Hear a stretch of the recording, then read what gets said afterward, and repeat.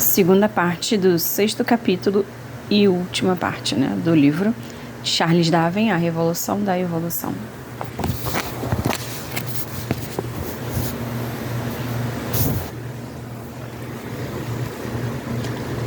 Fatos e açúcares ligados em longas moléculas modificam a informação genética, que é a base da vida.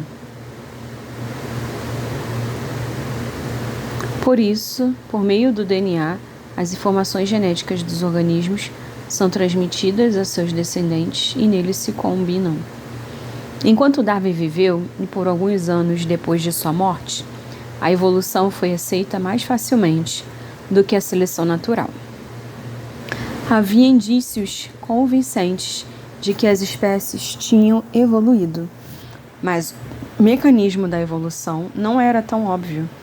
Nas últimas décadas do século XIX, nos primeiros anos do XX, os cientistas apresentaram ideias sobre a evolução que desconsideravam ou minimizavam a seleção natural como um mecanismo.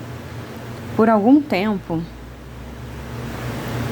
julgou-se que a evolução era causada por mutações, ou seja, por mudanças súbitas e drásticas em estruturas dos organismos, e não por um lento acúmulo de pequenas mudanças. Como suposto por Darwin, nas décadas de 1920 e 1930, a seleção natural voltou à cena quando os geneticistas provaram que pequenas mudanças em alguns organismos podiam levar a grandes mudanças em populações numerosas. Por volta de 1940, um grupo de cientistas, entre eles o geneticista russo-americano Theodorus, que nasceu em 1900 e morreu em 1975, e o biólogo Julian, que nasceu em 1887 e morreu em 1975, neto de Thomas Huxley, reuniu as ideias de Darwin sobre a seleção natural a novos estudos em genética mendeliana, paleontologia e outras áreas no sistema conhecido como nova síntese. Síntese é uma combinação de elementos. Teoria sintética ou neodarwinismo. Neo significa novo.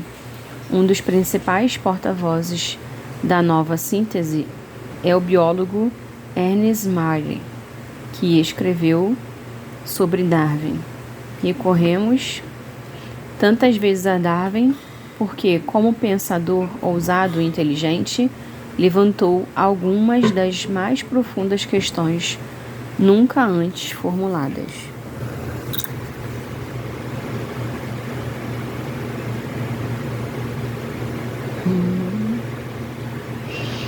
Levantou algumas das profundas questões nunca antes formuladas acerca de nossas origens e, como cientista dedicado e inovador, forneceu respostas brilhantes, muitas das quais abalaram o mundo. Atualmente, a evolução é aceita pela grande maioria dos cientistas, mas a biologia evolucionista não parou assim que emergiu a nova síntese. Desde a década de 1940, vêm sendo abertas para exploração novas áreas da ciência evolucionista.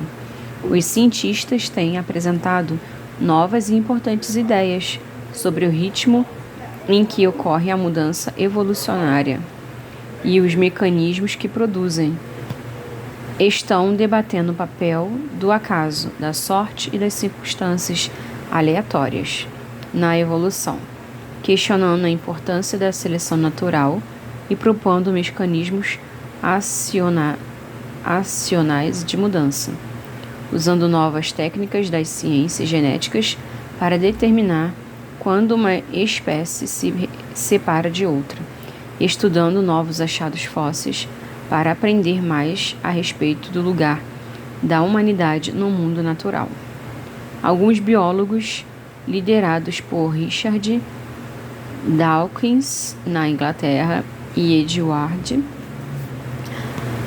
Wilson, nos Estados Unidos, tem explorado o conceito de sociobiologia, que analisa o comportamento humano e animal com base na evolução.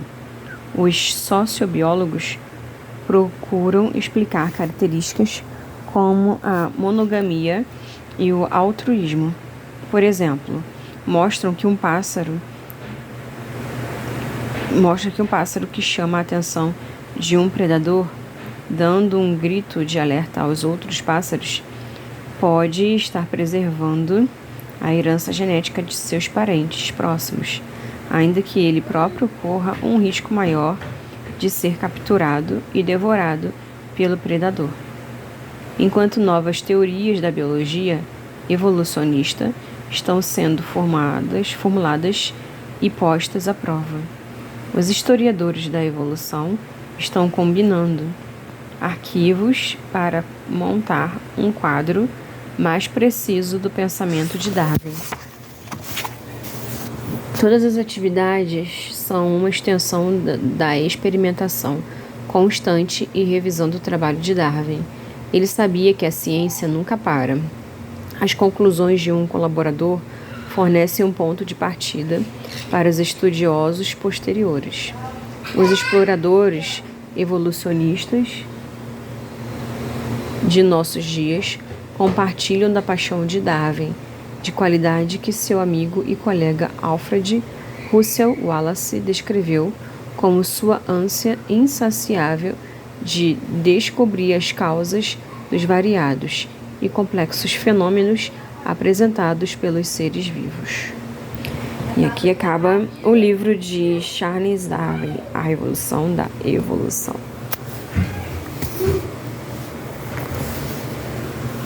Cronologia. 1809, Charles Darwin nasceu em Shrewsbury, Inglaterra, em 12 de fevereiro. E que coincidência, hoje é dia 11 de fevereiro. Amanhã ele faz aniversário. Charles Darwin. Em 1817 morre sua mãe. Estuda em Shrewsbury School. 1825 até 27 estuda medicina na Universidade de Edimburgo, Escócia. De 1828 a 31 estuda na Universidade de Cambridge, Inglaterra. E de 1831 até o 36 viaja pelo mundo no navio Beagle. De 1837, começa primeiro o caderno de anotações sobre mudanças em espécies. Em 1838, lê um ensaio sobre a população de Thomas Malthus. Em 1839, casa-se com Emma Wedgwood. Em janeiro, seu filho William nasce em dezembro. Primeiro período de doença grave. 1839 a 43, prepara para publicação 5 volumes sobre zoologia, baseados na viagem de Beagle. Em 1842, muda-se para Donrose, nos arredores de Londres. De 1842 a 46, escreve 3 volumes sobre geologia, baseado na viagem de Beagle. Em 1844, escreve um ensaio sobre a evolução, não publicado.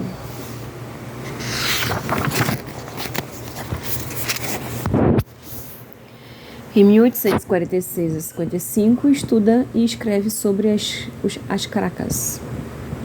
Em 1848, morre seu pai. Adoece por um longo período ele também. Em 1851, morre sua filha Anne. Em 1855, começa a escrever um grande livro sobre a evolução. Em 1858, texto sobre a teoria da evolução de Darwin e Alfred Russel Wallace é lido em Encontro à Sociedade Linneana em Londres. Em 1859, publicação de Origem das Espécies. Em 1860, a evolução é debatida em Encontro da Sociedade Britânica para o Progresso da Ciência, Oxford. Em 1863 a 65, doença prolongada. Em 1868, Variation under Domestic é publicado. Década de 1870, publicação de 5 livros sobre plantas. 1871, publicação de Origem do Homem.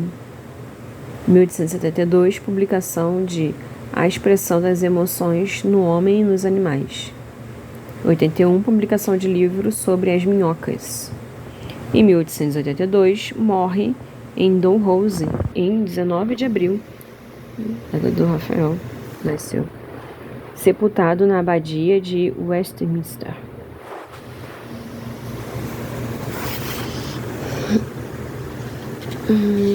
Aqui é um glossário e acabou.